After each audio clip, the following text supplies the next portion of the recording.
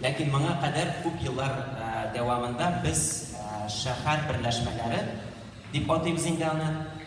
Әле комьюнити сүзенең татарчасы юк, шундый төгәл билгели торган.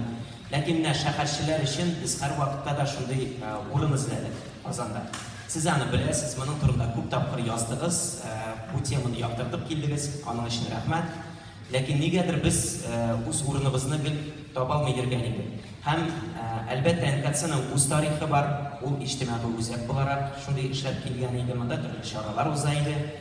Һәм без ул вакытта әле яшьләр гел кызыгып йөри идек аңа. Һәм ниһаять менә аны үзгәртәбез дигәч, biz һичшиксез моны эшләүчеләр, оештыручы кешеләр белән очраштык, сөйләштек. Чөнки минем күз алдымда гына 20дән артык шәһәрчеләр берләшмәләре барлыкка килде. Һәм шуның яртысы минем алда шулай ук сүнде дә, үз эшен туктатты да. Бу бер яктан шундый табигый хәл булса, икенче яктан минемчә алар ничектер шәһәрдә үз урынын таба алмадылар, ничектер менә безнең кебек дусларны таба алмадылар.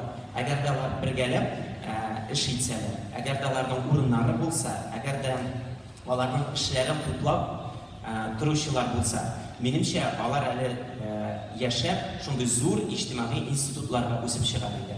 Һәм һичшиксез Казанның татар мәдәниятының шундый бер төпле нигезе булыр иде.